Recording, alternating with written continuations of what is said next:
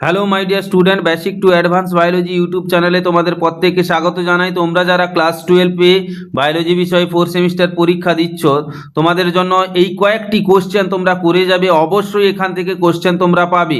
প্রথম কোশ্চেন হচ্ছে, একটি আদর্শ অ্যান্টিবডির গঠন চিত্র সহ বর্ণনা করো, অথবা আইজিজি অ্যান্টিবডির গঠন বর্ণনা করো। এক্ষেত্রে তোমাদের বলে রাখি, এই কোশ্চেনটি করার সঙ্গে সঙ্গে তোমরা যে ডায়াগ্রামটা দিবে সেটা পেন্সিলে লিখতে পারো অথবা পেনে লিখতে পারো, কিন্তু ডায়াগ্রাম যে বইয়ের মতো যে অ্যাকুরেট পারফেক্ট হবে তা নয়। ডায়াগ্রাম লিখে heavy chain, light chain, polypeptide চেনগুলো, হিঞ্জ অঞ্চল, এগুলো অবশ্যই দিবে তোমরা।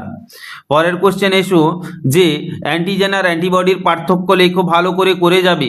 তাছাড়াও তৃতীয় নম্বর কোশ্চেন হচ্ছে অনাক্রমতার প্রকারভেদ লেখো, বিশেষ করে সক্রিয় অনাক্রমতা, নিষ্ক্রিয় অনাক্রমতা, সহজাত অনাক্রমতা, কোষভিত্তিক ও রসভিত্তিক অনাক্রমতা কাকে বলে, এদের উদাহরণগুলো অবশ্যই করে যাও। 3 দাগ কোশ্চেন। সেই সঙ্গে বলে রাখি তোমাদের যে টিকাকরণ কাকে বলে, টিকাকরণের গুরুত্ব লেখো। এছাড়া অনাক্রমকরণের সময়, অর্থাৎ এই টিকাকরণের সময় কোন কোন টিকাকরণ কত সময় অন্তর কোন কোন বয়সে দেওয়া হয় লেখো। আমি তোমাদের বলছি যে ডিপিটি কোন বয়সে দেওয়া হয় এবং কত সময় অন্তর ডোজটা দেওয়া হয় সেটা ভালো করে একটা উদাহরণ দিয়ে বলছি। এই টাইম টেবিলটা তোমাদের টেক্সট বুকে আছে, তোমরা ভালো করে সেই টেক্সট বুকে টাইম টেবিলগুলো টিকাকরণের দেখে যাবে। সঙ্গে তোমাদের 5 দাগে কোশ্চেন আমি যেটা বলছি যে এমএমএস, ডিপিটি, এআইডিএস, এইচআইভি এর সম্পূর্ণ নাম লেখো। সম্পূর্ণ নাম লেখার ক্ষেত্রে তোমাদের বলে দিই, বাংলায় লিখবে না, ইংরেজিতে সম্পূর্ণ নাম লিখবে এবং স্পেলিং যেন না মিস্টেক হয়। কি বললাম? ইংরেজিতে লিখবে এবং স্পেলিং যেন না মিস্টেক হয়, সেদিকে খেয়াল রাখবে ভালো করে। সঙ্গে আমি বলে রাখি যে 6 দাগে কোশ্চেন আছে গ্রেজিং এবং ডেট্রিটাস খাদ্য শৃঙ্খলের পার্থক্য লেখো। 2 মার্কের কোশ্চেন অবশ্যই তোমরা করে যাও। গ্রেজিং ও ডেট্রিটাস খাদ্য শৃঙ্খলের পার্থক্য লেখো।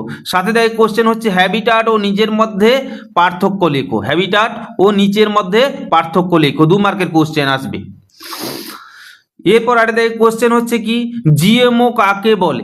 জিএমও অর্থাৎ জেনেটিক্যালি মডিফাইড অর্গানিজম বলতে কি বোঝো, এইরকম থাকবে। যদি কোশ্চেন থাকে যে জিএমও কি, হয়তো 2 মার্কের কোশ্চেন আছে, তোমরা জিএমও কি, জেনেটিক্যালি মডিফাইড অর্গানিজম এইটুকু লিখে এলে না, এইটুকু লিখলে কিন্তু 2 পাবে না।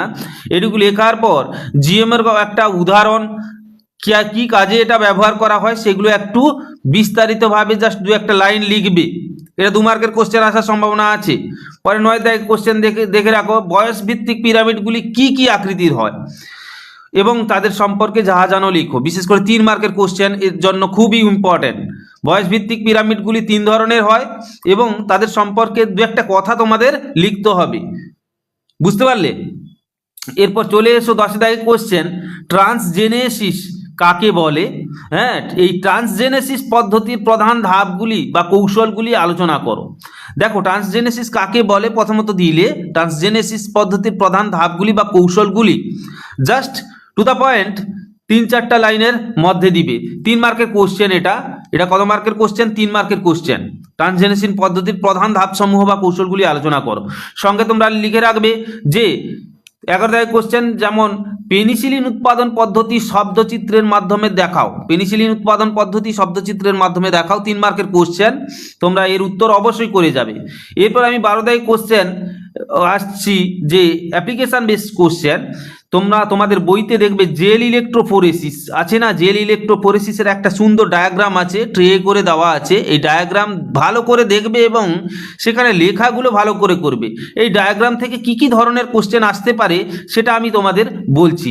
যেমন জেল ইলেকট্রোফোরেসিস, কোন জেল ব্যবহার করা হয়, অর্থাৎ জেল ইলেকট্রোফোরেসিসে কোন জেল ব্যবহার করা হয় এবং জেলটি কোথা থেকে পাওয়া যায় এবং কোন তড়িৎদ্বার থেকে ডিএনএ চলতে শুরু করে, নেগেটিভ না পজিটিভ। তোমরা বলবে নেগেটিভ থেকে চলতে শুরু করে।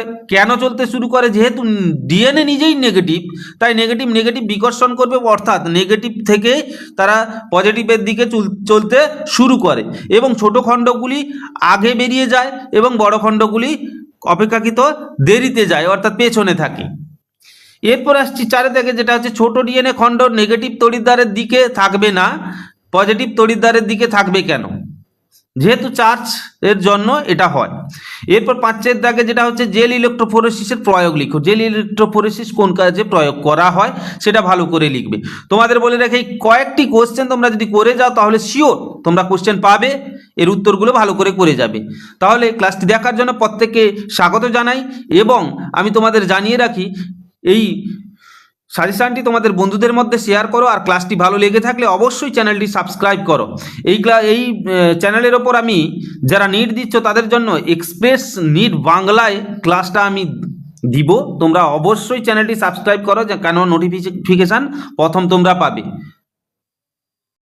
সঙ্গে তোমাদের জানিয়ে রাখি যে ফুল সাজেশান পেতে এই চ্যানেলে তোমরা অবশ্যই দেখো বুলেট ফাইনাল বায়োলজি সাজেশান, যেখানে সম্পূর্ণ সাজেশান আছে এবং তার উত্তর লেখা আছে। তোমরা অবশ্যই সেই কোশ্চেনগুলো করে যাবে।